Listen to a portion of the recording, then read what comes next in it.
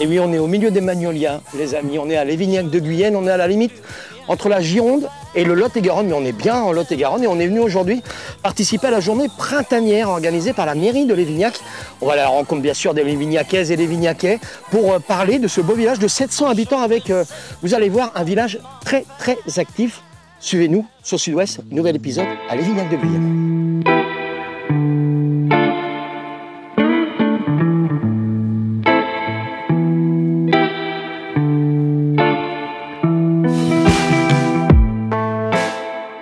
C'était important de pouvoir parler de l'histoire, bien sûr, de Lévignac de Guyenne avec Jean-Louis Lambert, qui est la mairie de Lévignac, mais également connaisseur, très connaisseur de l'histoire de Lévignac. Lévignac, c'est une bastide. Hein. C'est une bastide, effectivement, une bastide anglaise qui a été fondée en 1305. 1305, alors ouais. Il y avait, ça veut dire bastide, là, elle n'existe plus hein, actuellement. Non, d'ailleurs, bon, c'est une bastide. C'est une bastide dernière génération, puisque les bastides, le phénomène des bastides va s'arrêter au début du XIVe siècle. Et c'est une bastide qui n'en est pas vraiment une, puisqu'elle ne s'est pas développée comme des bastides que l'on connaît bien dans la région, comme Montflanquin, par exemple, Montbazier en Dordogne, ou Montségur, qui est à quelques kilomètres d'ici, qui est en Gironde. Alors, Jean-Louis, il y avait quand même, à la place de la mairie, si vous avez l'occasion de venir faire un petit tour à Lévignac de Guyenne, à la place de la mairie, il y avait quand même un château fort. Oui, tout à fait. Il y avait un château là, qui se trouvait là. Ouais. Ça, ce sont les jardins, la mairie est derrière. Il y avait effectivement un château fort qui a été démoli sous la Révolution. Cette relation que vous avez, parce qu'on l'a dit, Lévignac de Guyenne, c'est vraiment à la frontière entre la Gironde et le Lot-et-Garonne. On se sent plus girondin, on se sent plus Lot-et-Garonnais, ou il y a vraiment un mélange des deux? On se sent Lot-et-Garonnais quand même, mais l'attraction girondine est quand même bien présente. Tout comme l'attraction périgourdine, puisque la Dordogne ne se trouve pas excessivement loin. Donc on est une zone un petit peu frontalière, si vous voulez, qui a eu effectivement une influence sur le secteur. Oui. On peut se balader facilement à l'histoire, Jean-Louis. Tiens, on va repartir de là où on vient. C'est toujours intéressant de pouvoir se balader également dans le village, parce que là, oui. on peut vraiment trouver de vrais vestiges. Tout à fait. Voilà. Et là, c'est ce qu'on appelle le chemin de ronde. Ouais. Et c'est un chemin donc, qui a été créé, si vous voulez, et qui se trouvait à peu près à l'emplacement des remparts de la Bastide qui s'est développée donc, de ce côté-ci, avec des jardins caractéristiques. Et donc, c'est un des derniers éléments de la Bastide. La création ici, ça remonte à peu près au 19e siècle. Et ben nous, on va continuer avec Jean-Louis à prendre ce chemin de ronde pour continuer notre belle visite lors de cette journée printanière de Lévignac de Guyenne.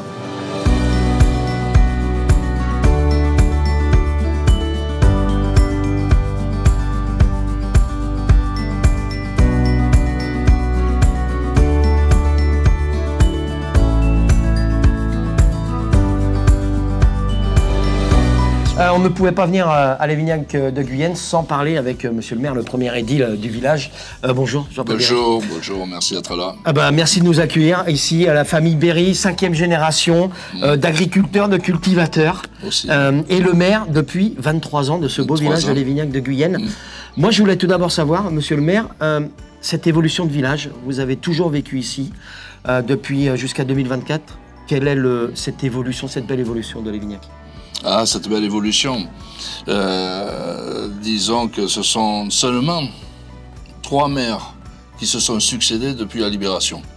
Donc vous voyez qu'on n'a pas une succession d'équipes, enfin les équipes si, elles étaient plus nombreuses.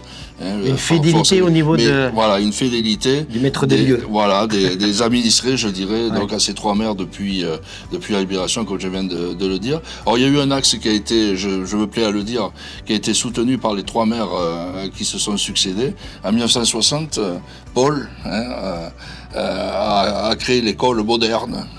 Donc c'était un événement pour l'époque, Ah ouais. il y a maintenant 60 ans.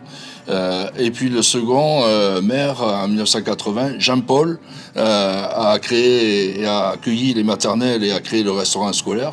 Et puis en 2020 est arrivé un autre Jean-Paul, moi-même. Vous voyez qu'on est fidèles même dans les prénoms. Exactement, même dans les prénoms, ça Voilà. c'est marrant ça. Ouais, bien sûr. Et moi j'ai créé le centre loisir. Bon. Voilà, donc c'est aussi l'image un petit peu de l'évolution Bien du sûr. village, quoi. Avec des beaux projets en plus. Avec des Jean-Paul. projets Avec lourds. ce jardin Bastide, qui est en pratiquement concret. Oui, absolument. Des projets lourds, je dirais, pour une petite commune rurale, avec peu de moyens. Aujourd'hui, c'est 700 habitants. C'est une dotation et une fiscalité qui représente, je le dis, parce que seulement 550 000 €. Ouais. Et avec ça, il faut subvenir, bien sûr, au fonctionnement de la mairie, de l'école, du centre loisir, et ainsi de suite. Ouais. Donc, ce sont des budgets très étriqués. D'ailleurs, j'en profite pour faire un petit appel, voilà, à nos responsables politiques. Ben ouais, ceux qui sont un petit peu en haut, voilà, ne nous oubliez pas, aidez-nous, même financièrement, parce que voilà, nous portons quand même des projets et qui sont de suite au service, pour le service de nos concitoyens. Ouais, il y a des projets, il y a des projets comme la journée printanière aujourd'hui. On a la chance de pouvoir en profiter avec Nico. On a également vu une très belle communauté anglaise, 150 concitoyens sur 700 habitants. C'est ça. On arrive à faire cet équilibre entre des Anglais qui viennent seulement pour les vacances, mais également des Anglais qui se sédentarisent. Ouais, voilà, qui se sédentarisent ici, puis qui s'incluent dans le milieu associatif, culturel, sportif du village. C'est une chance pour le village. Vous parlez des Anglais, il y a véritablement une symbiose qui s'est créée. On a eu la chance d'abord d'avoir des Anglais qui viennent s'installer dans le territoire, sur le territoire, ne serait-ce déjà pour récupérer, améliorer, réaménager, rénover nos vieilles maisons, parfois des maisons isolées au fin fond des campagnes qui auraient fini par s'écrouler et disparaître. Et cette population britannique est venue redonner un souffle sur l'habitat qui aujourd'hui du coup représente une valeur certaine, quoi.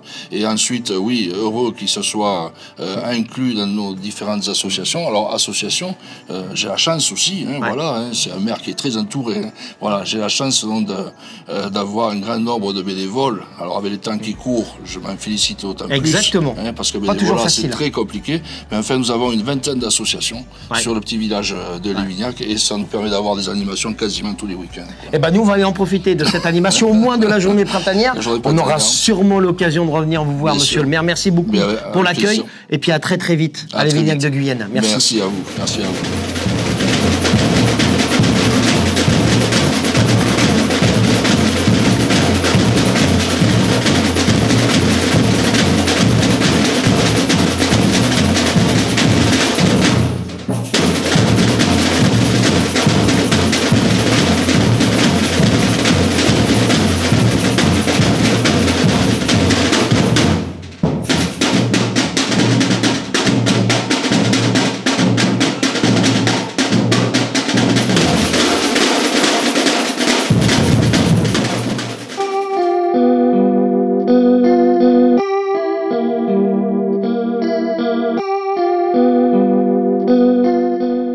Dans une bonne fête, il y a toujours un concours de brouettes fleuries. Alors cette année à Lévignac de Guyenne, on a remis au goût du jour cette tradition qu'on avait il y a quelques années.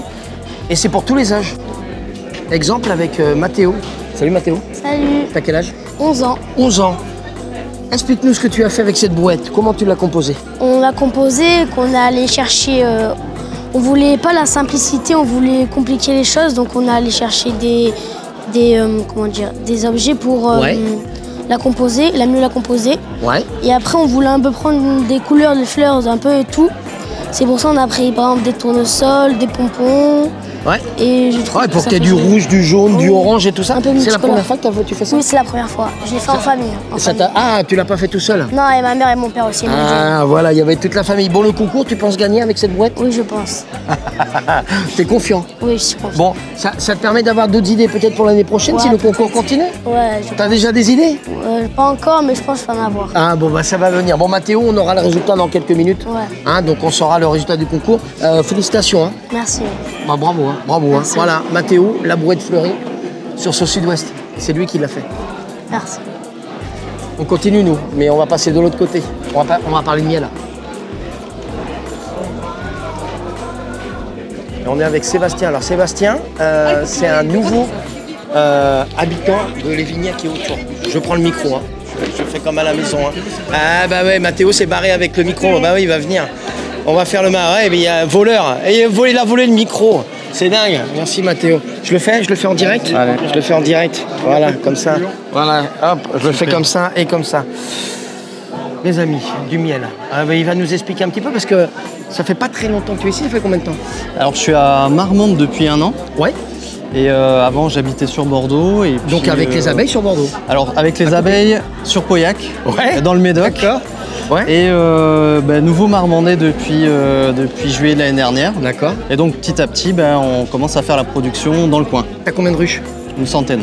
Une centaine de ruches. Donc là, le déplacement, c'est quoi? C'est plus un problème logistique? C'est un problème logistique, c'est de l'organisation et c'est du transport la nuit surtout. D'accord. Quand elles sont calmes? Elles sont toutes calmes, toutes rentrées dans la ruche. Ça fait combien de voyages là, plus ou moins? Parce que là, je suppose qu'il faut que tu sois ici, que tu sois à Pauillac, que tu sois sur les 3 endroits pour le moment? Ouais, c'est ça. T'en as pour combien de temps pour ramener tout le monde ici? Je pense toute l'année. Je vais en garder une production dans le Médoc, parce que je travaille aussi avec mon père là-bas. Voilà, ok. Et puis je vais essayer de faire du miel du Lot-et-Garonne. Donc j'ai commencé cette année avec un miel de colza. Du miel de colza, c'est quoi la spécificité du miel de colza? Alors c'est un miel qui finit par cristalliser, fin, et il peut être assez compact, enfin assez dur. Est-ce qu'il a une spécificité pour... Alors le petit truc un peu spécial, c'est qu'il est parfois pas tellement aimé. Ouais. Parce qu'il a une petite odeur soufrée qui fait penser un peu au chou. D'accord, ah ouais, d'accord. Mais ceci dit, c'est une des plus grosses productions françaises. Donc je vois qu'il y a du miel d'été également. Miel d'été, miel de fleur de l'année dernière du Médoc. Parfait. Miel de Bourdaine, pareil, du Médoc à l'époque. Miel de colza du coin, de Fourques. Une dernière question, en tant que Girondin, est-ce qu'on est content d'arriver en Lot-et-Garonnais? Ah ben on est heureux. Ouais, c'est vrai. On retourne de temps en temps sur Bordeaux parce qu'il faut. Voilà, parce qu'il faut. Mais non, on est bien. On est bien là. Donc on reste là. On reste. On ramène toutes les abeilles et on fait du miel et on travaille ici avec toute la famille. C'est ça. Il y a du community manager, voilà, exactement. Il y a madame, il y a ma fille. Voilà, il y a les deux qui sont là. Bon bon courage, bienvenue. Hein. Merci. Voilà, et puis profitez bien du Lot-et-Garonne, bien sûr. Comme nous on le fait sur chaque reportage de Sauce Sud-Ouest. Merci à toi Sébastien. Au plaisir. Merci.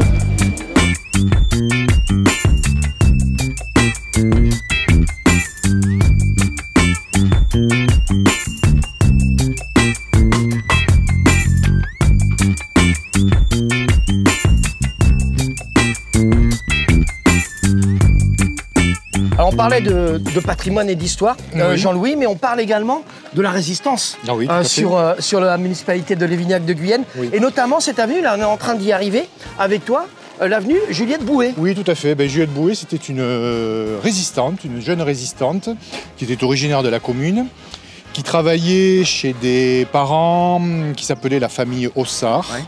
Et qui, monsieur Ossard, donc un de ses parents, avait créé le groupe de résistance de Lévignac en 1942.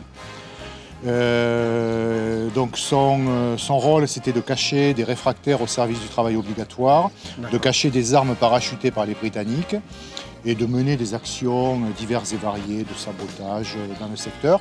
Donc Juliette Bouet était servante chez eux. Et le 17 décembre 1943, la Gestapo d'Agen a cerné la ferme au petit matin parce qu'ils avaient été dénoncés par des résistants en plus, des résistants qui avaient été retournés, comme on dit, qui avaient été arrêtés par la Gestapo et qu'on avait fait parler et qui avaient livré des informations. Donc c'était d'anciens résistants. On appelait ça des résistants retournés. D'accord. Et donc ils avaient livré à la Gestapo toutes les informations concernant les caches d'armes dans le secteur, dont à la ferme de la Ragotte. Donc il y a eu 3 résistants qui ont été tués. On leur rend hommage chaque année depuis 1945. Et il y a eu plusieurs résistants qui ont été... Enfin résistants, ils n'étaient pas forcément résistants. C'était des personnes qui se trouvaient là ou qui avaient des liens avec des résistants qu'on a considérés comme résistants après la guerre. Qui ont été arrêtés par la Gestapo, qui ont été transportés à Agen, qui ont transité par la prison Saint-Michel à Toulouse, où se sont retrouvés tous les résistants du Sud-Ouest. Et ensuite, ils ont été déportés en Allemagne. Et donc là, il y a ce village de Lévignac de Guyenne qui a pas mal de rues au nom de résistants. Oui, au lendemain de la guerre, on a effectivement, c'est la municipalité qui avait décidé ça, parce que dans la municipalité de l'époque, il y avait d'anciens résistants. Ouais. Et effectivement, ils ont décidé, mais ça c'est pas spécifique à Lévignac, ça s'est fait ailleurs. Bien à sûr. Lévignac, comme on est un petit village, ils ont décidé de nommer la quasi-totalité des rues du nom de résistants qui sont majoritairement morts en déportation, ce qui était le cas de Juliette Boué. On parle du séchoir à tabac qui était, je suppose, sur la ferme, le séchoir à tabac de la Ragotte. Tout à fait. Qui a vraiment cette action centrale de la résistance en cachant les armes. C'est ça, oui. Les armes parachutées étaient récupérées par des équipes de résistants. Les parachutages avaient lieu la nuit, de pleine lune. Et il y avait tout un dispositif. Et ensuite, quand les armes étaient parachutées par les avions, il fallait des personnes pour les réceptionner et ensuite pour les cacher. Ouais. Et donc on avait créé comme ça à la ferme de la Ragotte, il y avait un séchoir à tabac où on avait creusé 2 fosses. Et c'est à l'intérieur de ces fosses qu'ils ont caché les armes et le matériel. Voilà. On le cachait bien, etc. L'histoire voilà, de Lévignac pour la Seconde Guerre mondiale et tous les ans. Très important. Et bien sûr, on célèbre les résistants de Lévignac de Guyenne et c'est un moment important pour le village. Voilà. Merci beaucoup. Merci. Jean-Louis, ça a été un vrai plaisir d'échanger avec toi sur l'histoire et l'histoire plus récente de Lévignac. Merci beaucoup.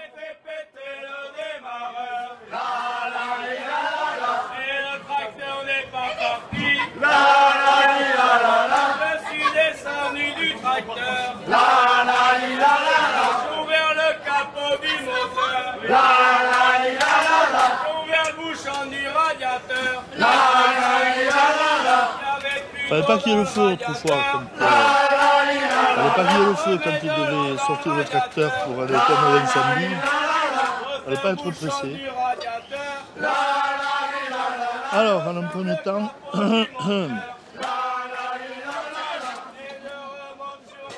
oh mais toi tu filmes. Alors.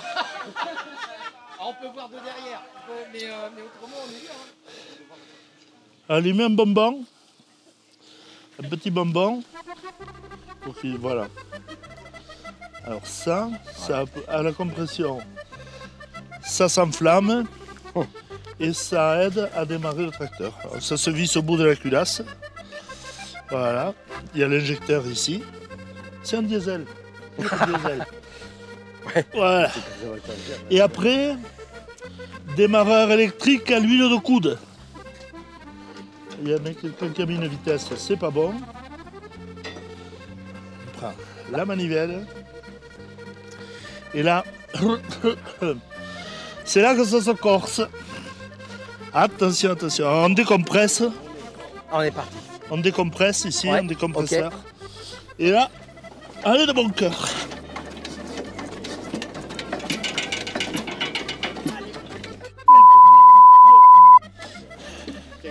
Premier essai. Deuxième.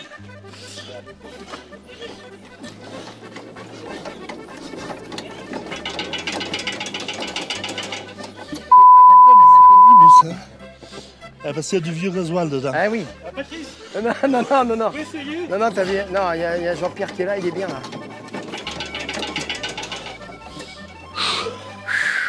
Putain. Ah, mais les machines sont capricieuses, hein. Les machines sont capricieuses. Qui c'est qui veut essayer? Moi je m'essouffle un peu. Je vais essayer, j'essaye un coup, putain. J'ai pas les bras, moi, j'ai pas les bras. Je m'occupe des décompresseurs. Oui. Fais gaffe que la manivelle... Non, pas de retour. Ouais. Que la manivelle ne sorte pas, que tu te tapes pas là-bas. Sur l'aile. Allez, on va tenter. Oui.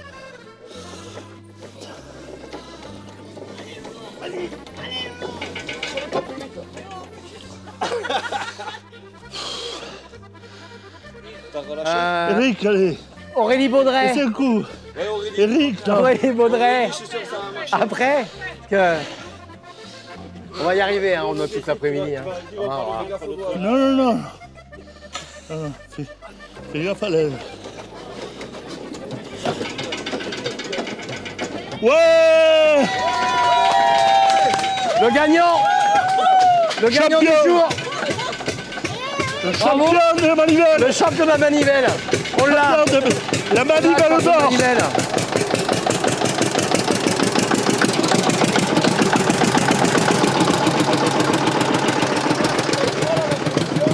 Donc Jean-Pierre, on a eu quelques petites difficultés à l'allumer. C'est un tracteur de quel âge que tu as là? De 1951. 1951. Ouais. C'est de famille? C'est mon père qui l'avait acheté neuf. D'accord, acheté neuf et tu l'as toujours, et tu l'entretiens toujours pour les expositions comme ça, pour venir te balader. Ouais. C'est dur, hein, ça a été compliqué là. Ouais, lui vieillit, moi aussi. C'est ça. Bon Jean-Pierre, on fait juste le tour de l'expo. Ouais. Si tu veux, il a échappé à un incendie. Ouais. C'est pour ça qu'il a brûlé, pas comme l'autre. D'accord. Il a brûlé. T'as réussi à le ramener et à le faire revivre. Ah, ça c'est cool. Je pose la manivelle. Ouais, pose la manivelle et viens avec moi. Allez vite, manivelle avec moi.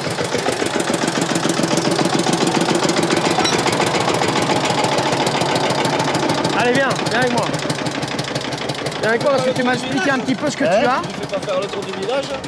Il y a Thérèse qui t'attend là-haut. Attends, je l'ai perdu, hein. C'est bon. Attendez 10 secondes. C'est bon. Il revient avec moi. Jean-Pierre, explique-nous un petit peu ce que tu as emmené. Moi j'ai amené. T'as amené celui-là. Explique-moi un petit peu ce que tu as là, toi qui t'y connais en tracteur. Donc ça, alors ça, c'est tout des Renault. Ouais. Que des Renault. C'est la série des Renault, du plus petit de l'époque. Hein. Ouais.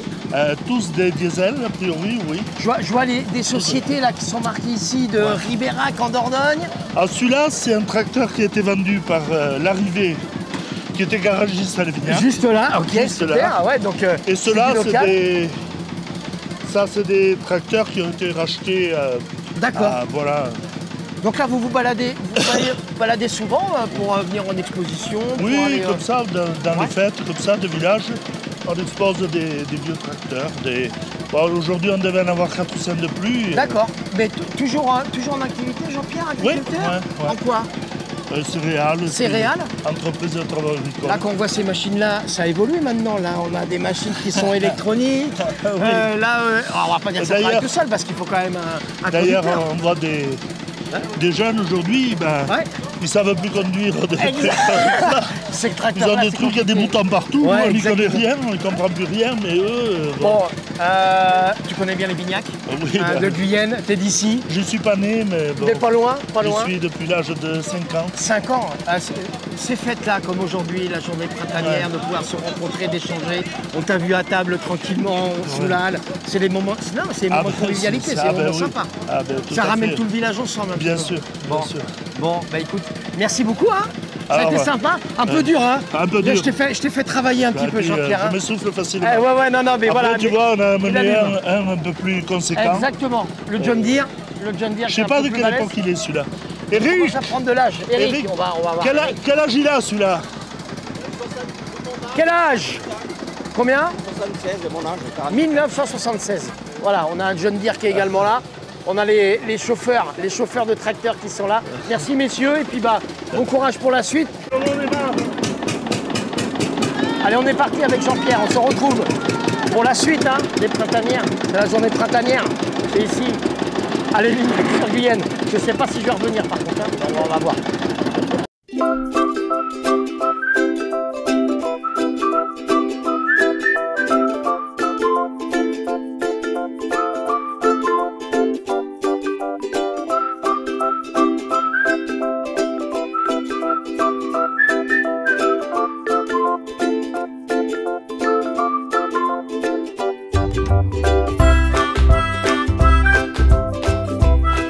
Dans quelques minutes avec Nico pour notre déambulation dans cette journée printanière à Lévignac de Guyenne, mais c'est octroyer une petite pause avec le petit patelin, des pâtes bio avec que des produits du Lot-et-Garonne. Donc n'hésitez pas également à prendre contact avec lui. Merci Nico, on va en profiter et puis on revient avec vous dans quelques secondes.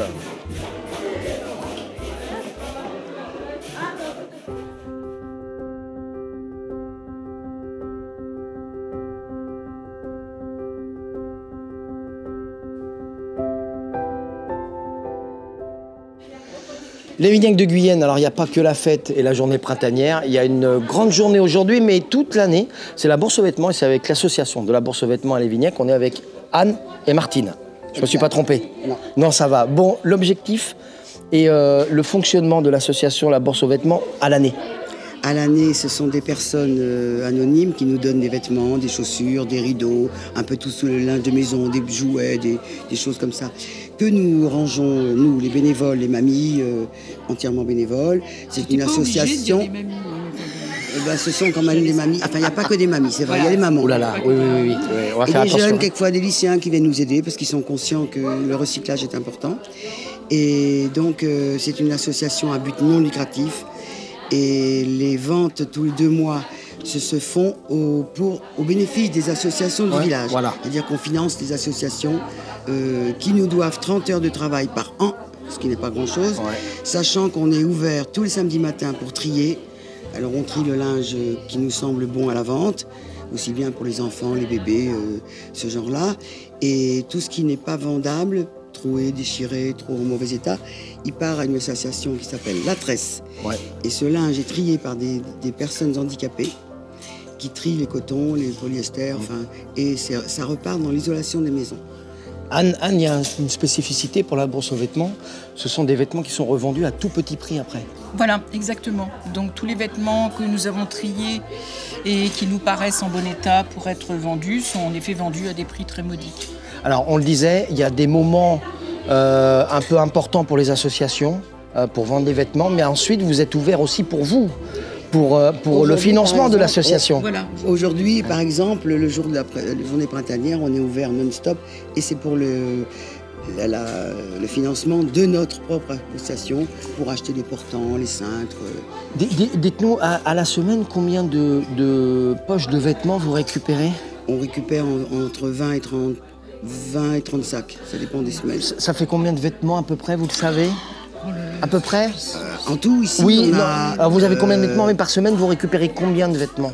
C'est énorme. On reçoit, je sais pas, une trentaine de pantalons, une cinquantaine de t-shirts, des draps, c'est difficile de chiffrer. Donc là, c'est ouvert à tout le monde? C'est ouvert à tout le monde et on donne complètement avec les tampons spéciaux des mairies spécifiques quand il y a des inondations ou des gens qui ont perdu. De l'aide également quand il y a des problèmes de catastrophe ou des gens qui viennent comme les Ukrainiens qui sont venus ici héberger. Ici, il y avait également des vêtements pour eux. On en a eu 5, oui.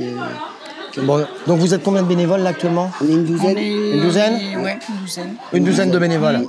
Et alors les ouvertures, les heures d'ouverture? Tous les samedis matins, on est ouvert pour trier justement, ça c'est obligatoire. Et il y a des bénévoles qui sont là. Et dans la semaine, c'est aléatoire, ça dépend de notre disponibilité. Merci mesdames, et bon courage, bravo pour l'initiative parce que c'est vraiment sympa.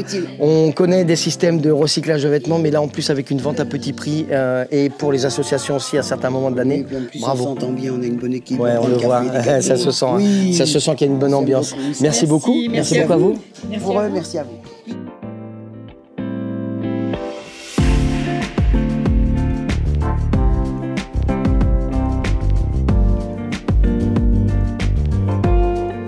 Dans notre pérégrination au sein de cette journée printanière à Lévignac de Guyenne, on s'est arrêté juste à l'entrée du village. On est avec Valérie, la ferme de Valérie. Bonjour Valérie. Bonjour. On est avec Capucine aussi, qui se cache tranquillement, elle est juste derrière. Oui. On parle de chèvres avec vous Valérie, parce que vous avez une association. Expliquez-nous un petit peu le cadre de cette association. Alors c'est une association que j'ai créée en 2019 à Faugerolles. Et cette association a le but de récupérer des animaux de ferme qui sont voués à partir à l'abattoir. Donc ça veut dire que ce sont des chèvres qui sont prises pour faire du lait, le fromage qu'on peut retrouver dans les grandes surfaces. Exactement, surtout les grandes surfaces, exactement. Pas chez les petits producteurs, parce que les petits producteurs, eux, travaillent très bien, ne désaisonnent pas et fonctionnent bien.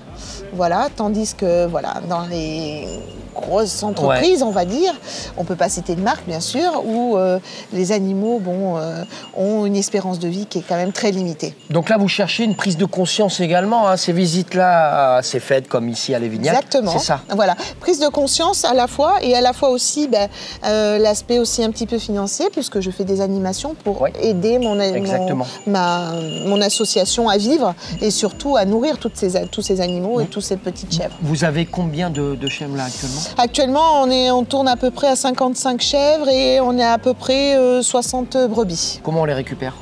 Alors, comment on les récupère? Via les réseaux sociaux, via des personnes qui m'appellent pour me dire « Valérie, il y a des animaux à sauver parce que c'est important ». important, on ne peut pas les laisser partir à l'abattoir, notamment les petites chevrettes, voilà, aussi, et les petits chevreaux, j'insiste aussi, les mâles aussi. Juste pour l'image, une chèvre dans ce style de production, durée de vie 1 an et demi, 2 ans.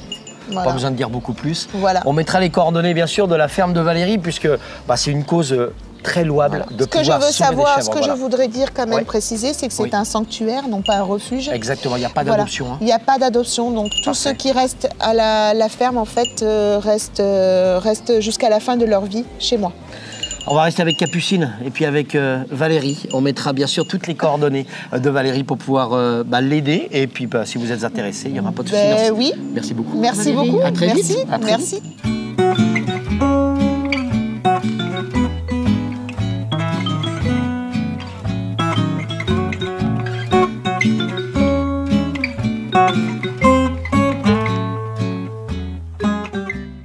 Donc la journée printanière ne pouvait pas être sans Cyril Karimi avec nous. Vous le reconnaissez sûrement, bien sûr, meilleur pâtissier 2015, l'émission sur M6. Puis il a participé à d'autres émissions également. Et puis il a cette particularité d'avoir 2 jobs. Il continue avec ces 2 jobs. Salut Cyril. Salut, ça va à tous. Tu continues? Ouais, je continue. Tu fais quoi, là? Là, je suis en train de faire des financiers amandes, romarin et miel. D'accord. Très bonne gourmandise. Ouais, ça a l'air. Je pense que ça va être très bon. Ça va être très sympa. Donc, allez, vas-y, tu en formes. Je continue. Hein. Tu continues, tu lâches rien. Cyril, tu continues tes 2 activités? Oui, je continue mes 2 activités. La police, la pâtisserie. Ouais. Beaucoup de pâtisserie, beaucoup de police et beaucoup d'amour et beaucoup de partage. Mais je vois que tu as le temps aussi de venir sur ces journées-là, comme la journée printanière à Lévignac de Guyenne. Ouais, j'y tiens énormément. Ouais. Parce que pour moi, le partage, c'est important. Le Lot-et-Garonne, ça a été tout le début de mon aventure pâtissière. Donc c'est un juste retour. On rappelle que t'es d'où, toi? Je suis de Nérac, donc je suis néraquais, ça s'entend. Un petit peu. Et donc voilà, le plaisir de revenir, de partager avec tous ces petits gourmands. Et voilà, c'est un fer de lance de revenir au fief pour pâtisser. Donc vas-y, continue, hein, ne t'inquiète pas, ne t'arrête pas pour moi. Pourquoi t'as envie de goûter, c'est ça? On va finir par avoir faim. Allez, donc là j'ai fait un financier miel, vanille, romarin. Oui. J'ai intégré pain au centre, un petit confit d'abricot. Que du fruit, un tout petit peu de sucre, un tout petit peu de pectine, que du naturel. D'accord. J'ai fait une ganache, au romarin infusé. Donc pour apporter de la douceur du romarin, du peps de l'abricot et vraiment de la gourmandise avec le financier. Sur l'équilibre, on est pas mal entre la gourmandise. On n'est pas trop mal, normalement ça va bien se passer. Et tout ça, exactement, normalement ça va bien se passer. On est bon. Allez, je te laisse le faire.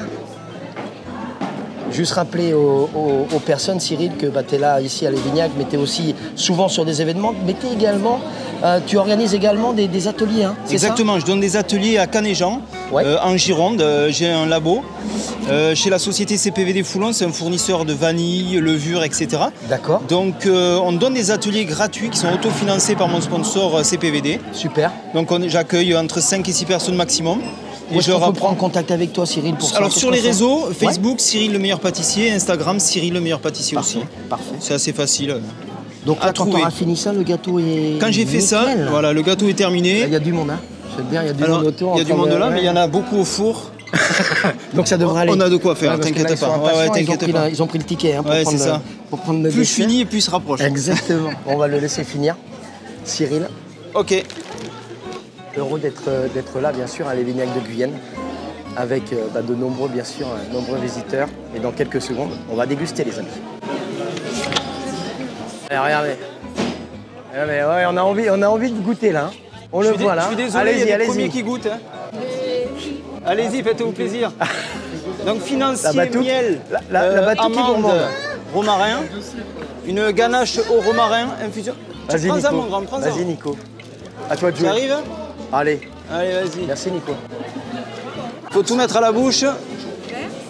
Avec plaisir. Approchez-vous, j'ai le bras qui chatouille. Mais c'est pas la dernière, Cyril. C'est pas la dernière.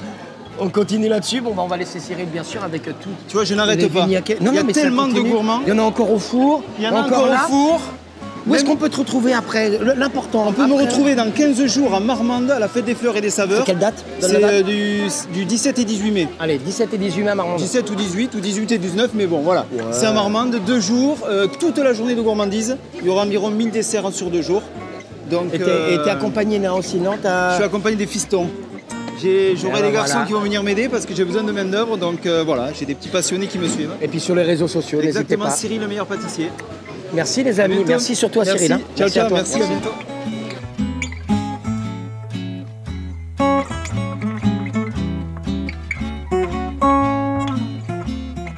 Ainsi se termine ce nouvel épisode de Sauce Sud-Ouest à Lévignac de Guyenne lors de la journée printanière. On va remercier bien sûr tous les protagonistes du reportage et notamment la mairie de Lévignac de Guyenne et tous ses conseillers municipaux. Merci à vous, on reviendra bien sûr avec Nico avec grand plaisir. Vous pouvez nous suivre pour Sauce Sud-Ouest sur LinkedIn, YouTube, Instagram et Facebook. À très vite les amis.